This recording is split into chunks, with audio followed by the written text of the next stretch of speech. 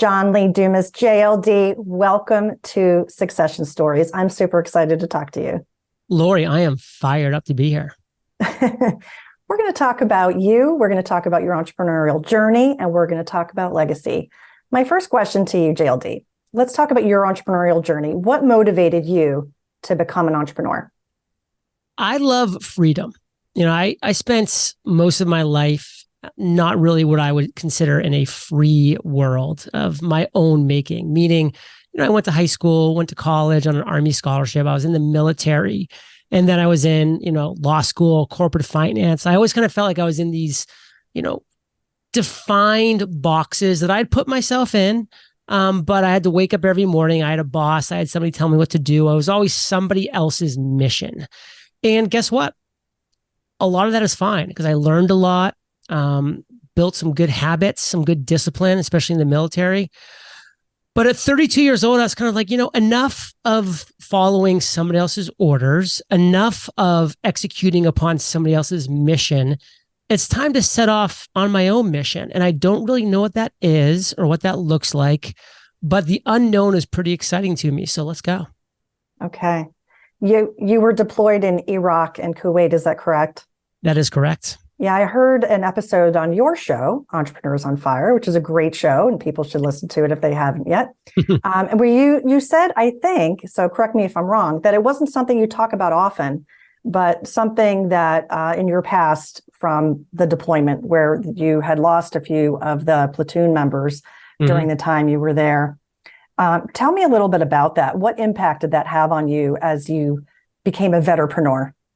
So you are 22 years old, typically when you graduate college on an Army scholarship, and you're immediately commissioned as an officer in the Army. So you go from 4 years of pretty much the least amount of responsibility you're going to have in your life to the most, which is leading men, in my case, because I was in armor. So it was men only in a tank platoon. So 16 men in 4 tanks in war. So I went from one side of the kind of drastic scale of no responsibility to now I have essentially 15 lives that I'm responsible for almost overnight in a life and death situation. So it was drastic, and it's a lot for somebody that young to handle. And it was difficult. And, like I had mentioned in that show, when we ended up losing 4 of the soldiers in my platoon over the course of my 13-month deployments, I took it very hard, and it's still something that I,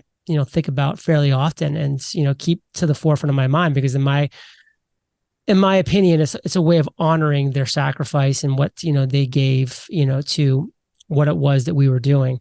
So it was very difficult. It was very challenging. It's, one thing that I will say helps me keep a healthy perspective on life, because when something crappy happens to me here in Puerto Rico, it's pretty laughable, when you put it on the scale of what I dealt with during my 13-month tour of duty in Iraq.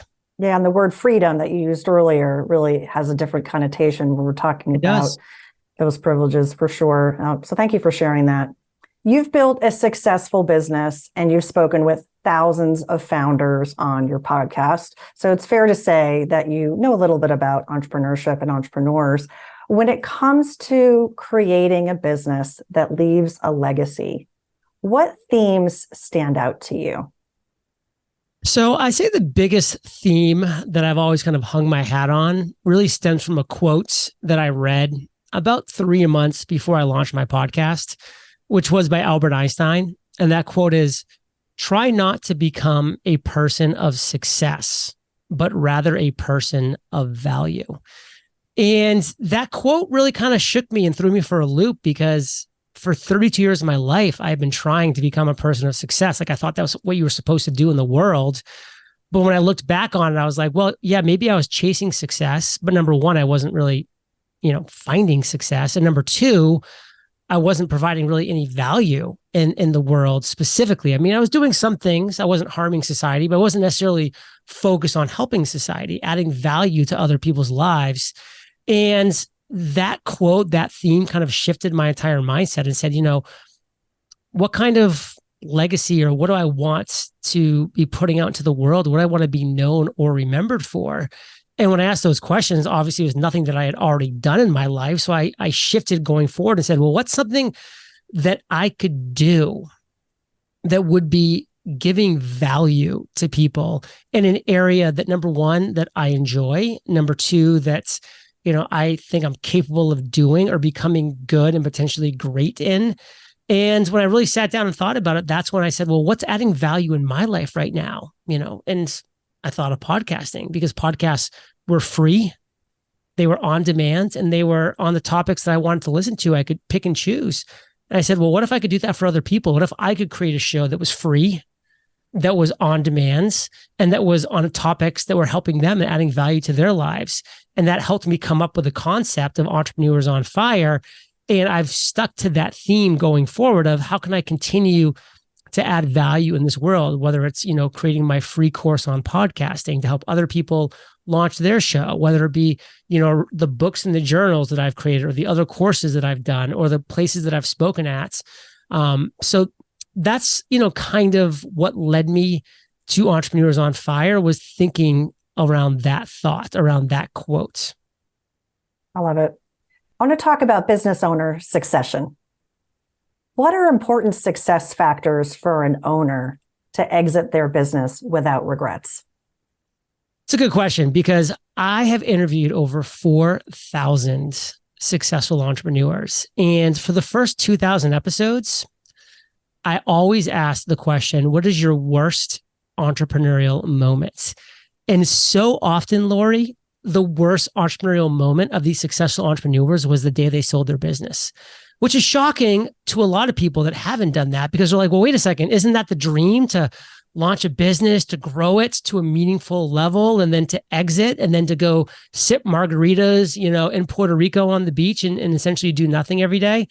And a lot of people who did that and sold their business thought that was their dream too, until they had accomplished that dream. Then they realized, well, wait a second, I'm 40 or 50 or 70 or 22 years old, and I've just, done what I thought I wanted to do. Why am I not happy? Why am I feeling less fulfilled now than I was before?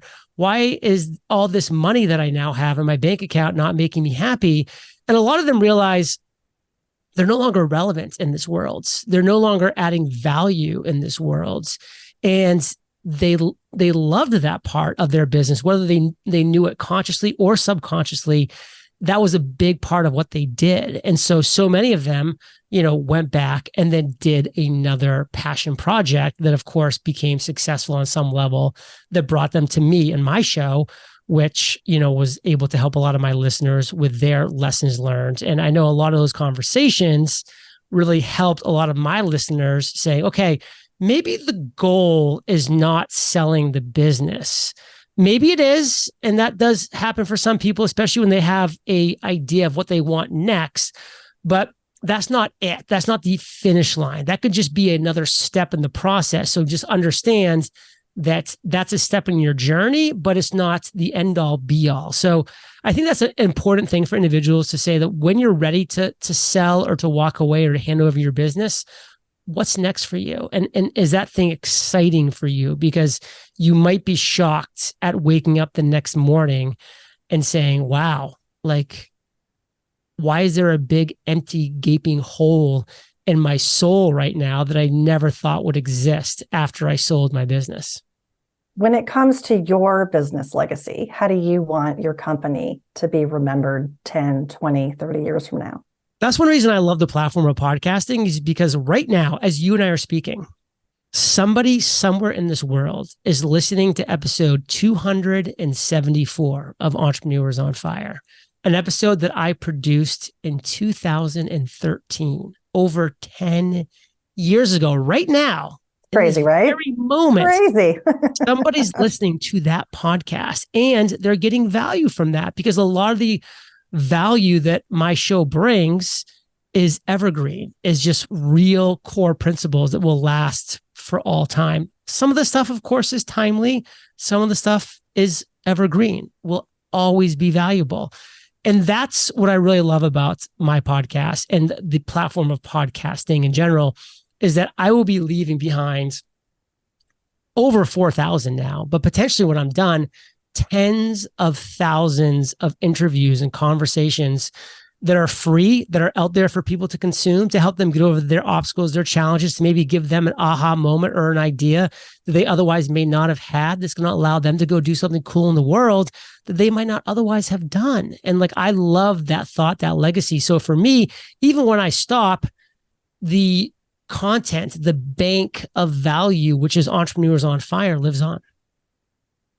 From a personal standpoint, how do you want to be remembered? I want to be remembered as somebody who facilitated great conversations with brilliant, inspiring, and motivating entrepreneurs that helped my listeners, Fire Nation, over their obstacles, challenges, and struggles. Maybe it was something that I said, probably not. It's probably something that my guest came on in their area of expertise and shared that helped them get through that time, that struggle, that obstacle, that challenge. But I love the fact that I was the facilitator of that conversation happening. I love how your show is very actionable. You deliver a lot of value to people who are looking for ideas that they can implement. So I want to make my last question to you about that. When it comes to creating a legacy, what is your number one actionable recommendation for entrepreneurs? So if you're looking to create a legacy, it's time to get intentional about it. I think a lot of people think about legacy way too late. It's like after they've already maybe walked away or gone through the beginning processes of winding the business down or selling the business or handing it off. Like, your legacy starts now, like wherever you're at in your business. And like, that's what I would want to share with people, is start thinking about what that looks like so you can start doing the things today that are laying the foundation so that when the time comes, which may be a lot sooner than you expect, or maybe a lot longer away than you expect, or somewhere in between, but lay the foundation now so that you are ahead of the game. You're thinking about it so that you can do it the right way. Awesome. Awesome. Thank you. JLD, if people want to learn more about you and connect and learn more about Entrepreneurs on Fire, what's a great way to do that? Well, all the podcast platforms have Entrepreneurs on Fire. And of course, right there, eofire.com is our website where we have a lot of free and incredibly valuable tutorials, classes, and just overall material for entrepreneurs. So feel free to check it out. I appreciate you coming on Succession Stories, and I encourage everyone to check out Entrepreneurs on Fire if they haven't yet. Thank you so much, JLD. It was great to meet you today. Thanks, Laurie. Listeners, be sure to follow Succession Stories in your favorite podcast player and on YouTube, and leave us a review. To learn more about maximizing the value of your business and planning for transition, sign up for our newsletter and book a call with me at thebusinesstransitionsherpa.com. Join me next time on Succession Stories for more insights from transition to transaction.